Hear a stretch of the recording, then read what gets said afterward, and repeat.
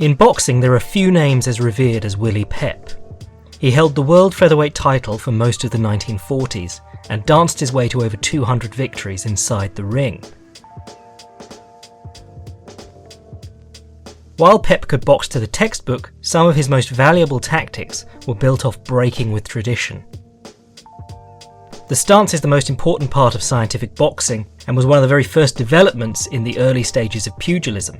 It sets a fighter up to hit, to dodge, and to take a blow and remain on his feet. By having one foot in front of the fighter's centre of gravity and the other behind, the fighter can very effectively push off his back leg to advance and off his front leg to retreat. He can also move his weight between his feet to rotate his hips and shoulders into blows. But the traditional stance slows a fighter down when he is trying to move laterally. This is why a fighter will often leave his stance and perform a sidestep when he needs to move fast, as when he sidesteps a rush or has to circle off the ropes. This is why many of the sport's most famous dancers tend to abandon their stance when they aren't actually punching. Bringing the feet back to level puts them either side of a fighter's centre of gravity and allows him to sidestep more effectively, but also to change directions. This is vital when pressured into the ropes or into a corner. Pep was a master of direction changes.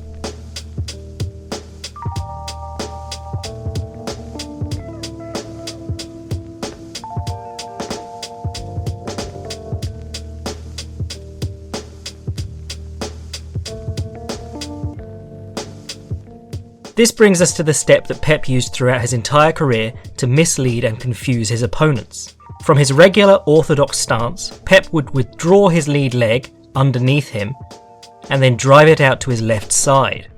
Sometimes he would place it out on an angle to perform more of a classical sidestep.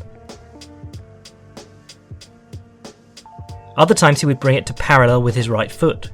By establishing a pattern of performing this sidestep and floating off around the ring, Pep could surprise opponents when he changed direction.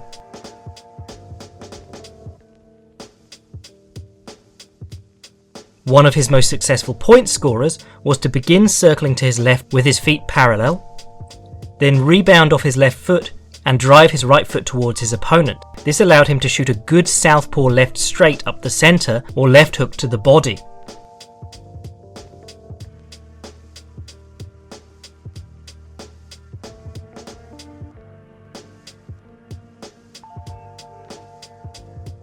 Even mid-combination, Pep would throw his left foot out as if to angle off, then rebound off it to club his man with a left hook. Sandy Sadler proved to be Pep's greatest rival, and the two fought 4 bouts over the world featherweight title. They didn't all make it onto film, and sadly the second fight, which was called the finest of Pep's career, is nowhere to be found. The footage we do have of their 4th and final bout makes a great study of one of the sport's greatest defensive ring generals against one of the sport's greatest pressure fighters. Pep continuously used direction changes to avoid being caught on the inside with Sadler. When Sadler could get in close, he held behind the head and used a collar tie to batter Pep with uppercuts to the head and body. Pep attempted to score punches and either escape out the side door or enter the clinch and tie Sadler up completely.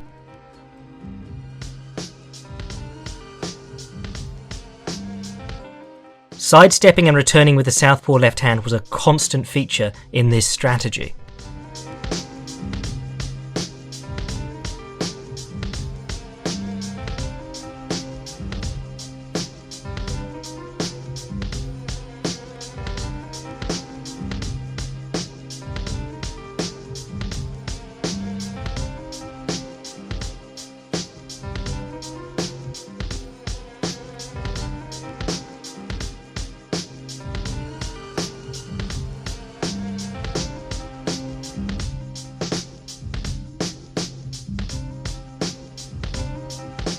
The fight also demonstrated Pep's love of the right uppercut as an intercepting blow. By dancing and sidestepping, Pep could get opponents to chase him. Then when he stood in place long enough for them to step in, he would clatter them with an uppercut from below as they committed. This punch was especially unexpected against taller opponents. Pep would regularly use the uppercut to duck out the side door.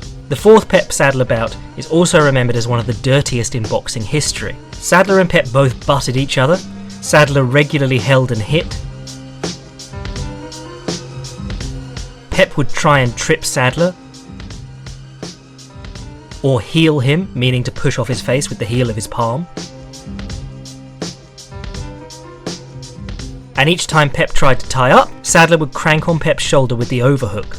In fact, in their third bout, Pep had been forced to throw in the towel as his shoulder had been separated.